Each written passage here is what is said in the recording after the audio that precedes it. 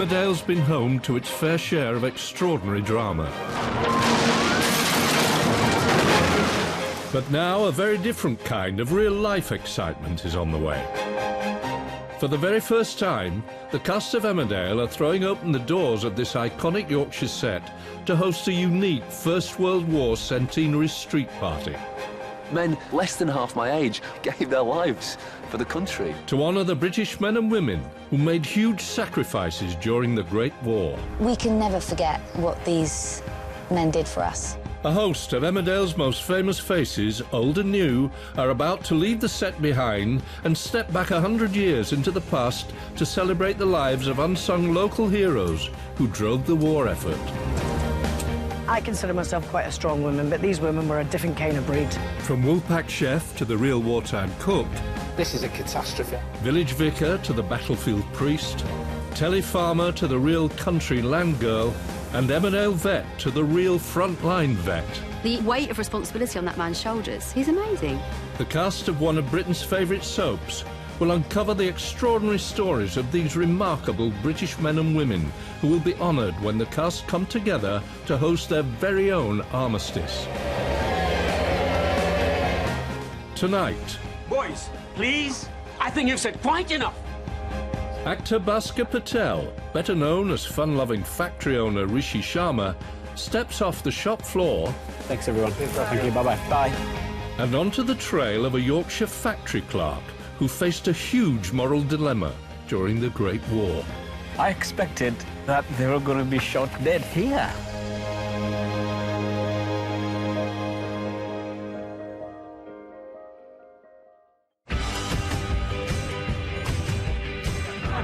The Sharma and Sharma Chocolate Factory has been at the heart of village life in Emmerdale for almost a decade. Everything was going okay until you decided to pull that stunt with Archie. But 100 years ago, residents from villages like Esholt, the real community that inspired Emmerdale, would have had to commute to the nearest big cities of Leeds and York to work on the factory floor. Thanks, guys. Bhaskar's about to follow in the footsteps of one young villager who left rural life behind just before the outbreak of war. I am nervous, but excited.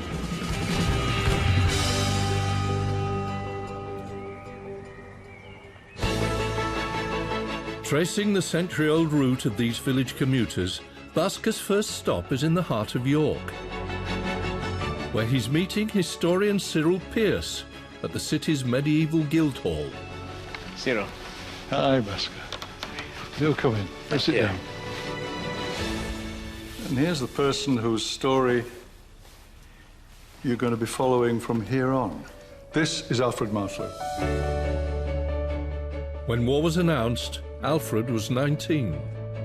The much-loved youngest son of Alfred and Zipla Martlew, he moved to York for work, planning to settle down with his teenage sweetheart, Annie.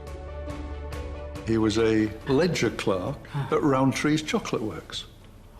Once the war broke out, York was a hive of military activity. The local barracks expanded in size. When you add it together with the Zeppelin raids and so on, the reality of what's happening becomes very present.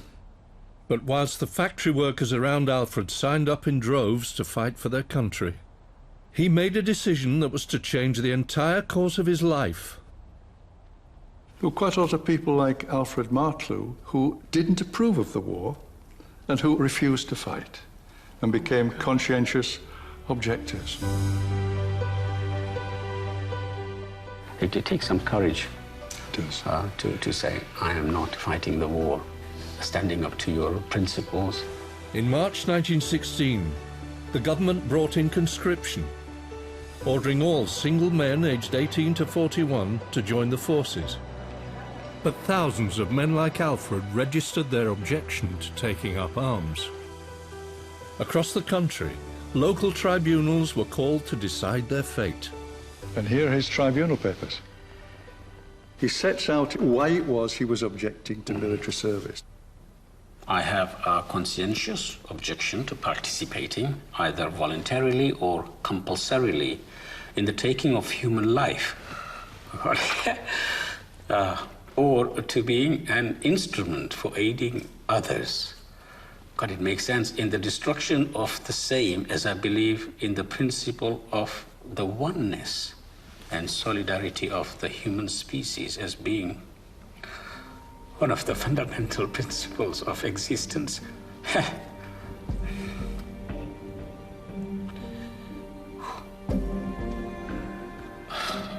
I don't like wars. I don't. Just killing of other people just in the name of war. It's not right. Sorry. No, it's perfectly understandable. Now, the tribunal heard that in this very room. Really? Yep. The tribunal accepted that he had a genuine conscience objection, but for Alfred and many others, they suggested that he should join what was called the non-combatant corps. A section of the army created specifically for conscientious objectors, the non-combatant corps instead put these men to work in roles where they wouldn't have to bear arms. Carrying stretchers, in construction, or maintaining supplies. But for Alfred, to be any part of the army was still supporting the war, and that he refused to do. The police came around, arrested him. He was deemed to be an absentee under the Military Service Act and handed over to a military escort to go straight to Army Camp, which was at Richmond Castle. I understand why he did it. I admire him, I must say. What a brave decision to make, to stand up to your government, to your people, and saying, no, I won't do it. And I'll take whatever punishment you give me.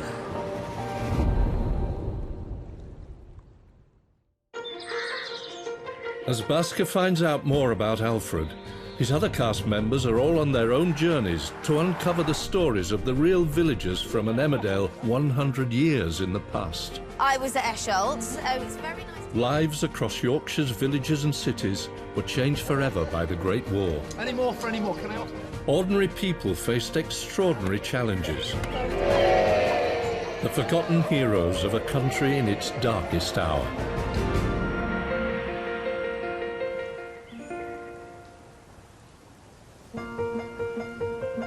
Basker's following the trail of strong-willed factory worker Alfred Martlew, an hour north of the Emmerdale set, to Richmond Castle.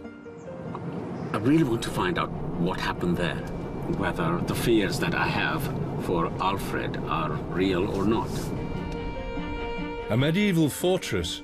During the First World War, this castle became the base of the Northern Non-Combatant Corps. Welcome to Richmond Castle. Thank you. Nice to come this way. Senior curator Kevin Booth is here to show Basker the next part of Alfred's story. What a place. Some people, Alfred being one, refuse point blank to have anything to do with any action All right. that would further the cause of the war. What happened to those who didn't do anything, didn't They're follow subject to orders? military discipline. You might get solitary confinement for 48 hours. Really?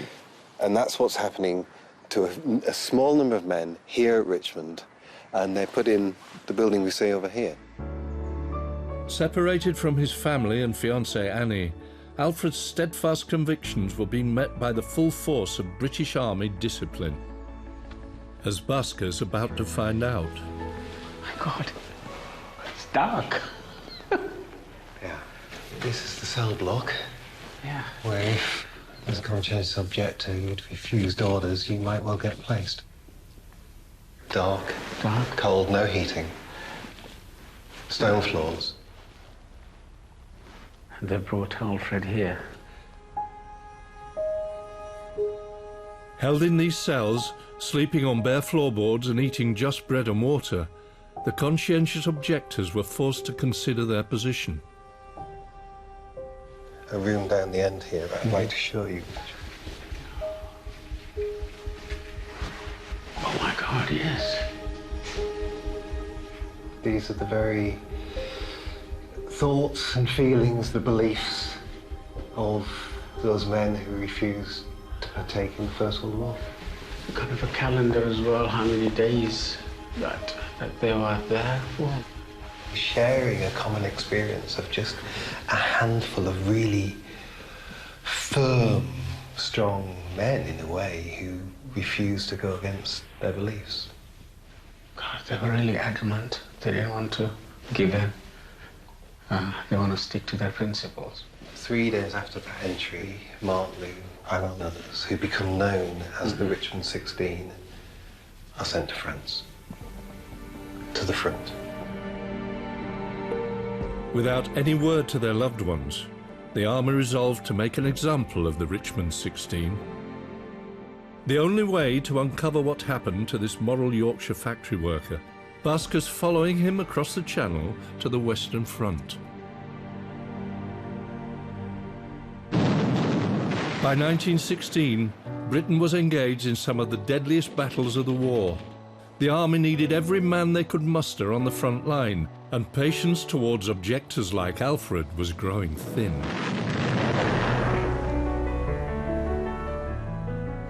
They wanted young men to go and fight, help our country, fight for our people. And this man said no. That moved me so much.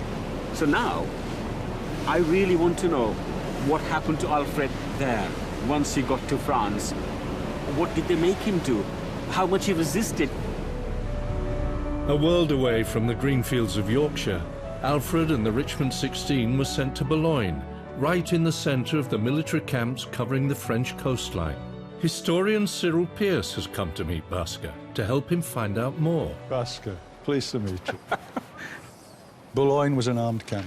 We can hear the guns only 70 miles away on the Western Front. And here you have, in the theatre of war, men refusing to do as they're told. The epicentre of the war effort, if Alfred and the Richmond 16 continued to disobey orders here, they could receive the most severe of all military punishments. Now, the full rigour of King's regulations in the theatre of war for men who were disobedient or deserters or said to be cowards was that they would be taken before a court-martial. Should they be found guilty, could be death by firing squad. My God. And they were given the opportunity to change their minds. Really? Yeah. Alfred was given 24 hours to decide, agree to join the war effort or face the deadly consequences. Sticking to your principles in Britain is one thing, but being near the war zone, it's another. What did he do? Coming up, Basker uncovers Alfred's answer to this shocking ultimatum. This is the place that they had to face that awful dilemma. And chooses a personal tribute to his moral Yorkshire factory clerk. I would like to read a poem that Alfred wrote in his book.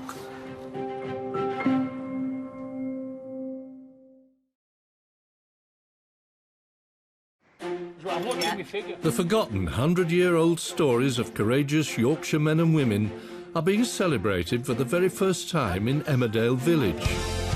She looks great. Oh, ready for the parade.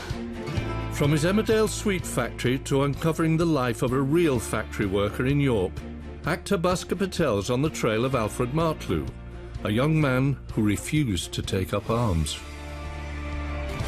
What a brave decision to make, to say, no, I won't do it, and I'll take whatever punishment you give me. By May 1916, soon-to-be-married Alfred was a very long way from his old life as a factory clerk. Basker's travelled to the battlefields of northern France, where historian Cyril Pearce has brought him to the place where Alfred was given just 24 hours to make a simple but devastating decision. Join the war effort or face the firing squad. This place is called Henryville, and it was one of the numerous camps that were around Boulogne. This is the place that they had to face that awful dilemma. They decided they'd stick fast to their principles. They wouldn't give in. They now had reached that point where the consequence of those convictions was very stark. With the other members of the Richmond 16 at his side, and knowing how dire the consequences could be, Alfred chose to be court-martialed.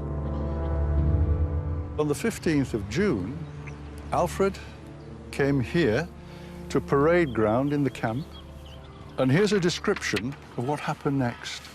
We turned into the midst of a huge military camp, and many curious eyes followed us as we made our way to a large open space in the middle. Several thousand were present. When an appropriate hush had been arranged, the adjutant, that's the officer in charge of all of this, then read out a name, Alfred Martlew,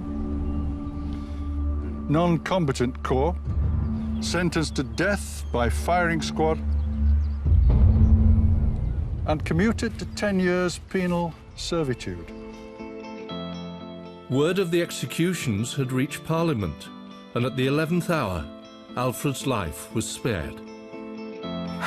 Indeed. I expected that they were going to be shot dead here. And instead, Alfred was sent back home with a sentence of 10 years hard labour. Here's I have something else to show you which probably helped with the next stage of our story. Alfred Martlew. And here's a poem by an author we don't know, The Song of Revolt. But the crucial bit as far as our story is concerned is what we see down here. And the custom with conscientious objectors, with entries like this in autograph books, was to list where they'd been. So that's your roadmap, if you like, for the latter part of our journey. Alfred remained true to his principles and swore death at the last possible minute. Now, just like his local factory worker, Busker's heading back to their beloved Yorkshire. It's really wonderful to see his own writing. It's a very powerful poem. It says, I see on the morrow's mountains the glints of a golden dawn, the dawn of a day fast coming, when striving and hate are gone. It's amazing. The First World War created a generation of heroes. And in the midst of the fearless men and women who put their lives on the front line for their country are the brave but controversial Richmond 16. I'm excited that we are remembering Richmond 16 in this parade. Commemorated for the very first time at Emmerdale's village armistice event. But first, Busker needs to find out what happened to betrothed young Alfred next. He's tracked down the one person who might be able to help. Alfred's second cousin, former army chaplain Father Andrew Martlew. So Andrew, I really want to know what happened to Alfred when he came back from France. Right. France was hard, but I think what happened to them afterwards was possibly worse. Alfred and the Richmond 16 were forced into hard labour from the quarries in the north of Scotland to spinning mailbags in Wakefield Prison. But it wasn't just the physical demands that made this way of life so hard. The reception that they got was pretty cruel. They were spat at, they were insulted, they were physically attacked. The sheer courage of these blokes. Right. And they didn't retaliate. No, they didn't at all. No, they didn't. No, I mean, they were absolute pacifists. Yeah. This band of brothers were pushed to the limit, yet almost all of the Richmond 16 would endure their punishment and continue with their lives after the war. Sadly, for Alfred, this was not to be. Alf came back to York to see Annie. Yes. On the 4th of July, he gave her his watch and his money. And a week later, he was found drowned in the River Ouse. Really? How come? Presumably the pressure was too much. He must have decided that the courageous thing to do was not to compromise anymore.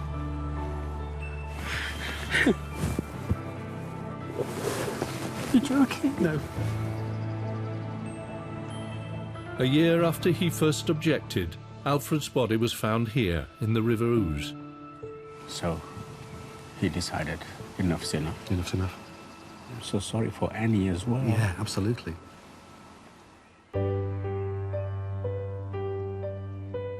Alfred's family laid him to rest in the churchyard of St Andrew's Church close to York, where he and his fiancée Annie live. I'm so immensely proud of this guy and what he did and what he stood up for. So I will say farewell and leave you to your thoughts. Thank you very much. Alfred Martlew was yet another casualty of the Great War, just like the young men who lost their lives fighting on the front line. I thought he was such a strong person, and he was up against so many objections, so much torture. But for me, his conviction was the one that I think morally, I think we as human beings should celebrate. On the Emmerdale Commemoration Day, I would like to bring the relatives of the Richmond 16 and celebrate their lives. And I also would like to read a poem that Alfred wrote in his book, The Song of Revolt.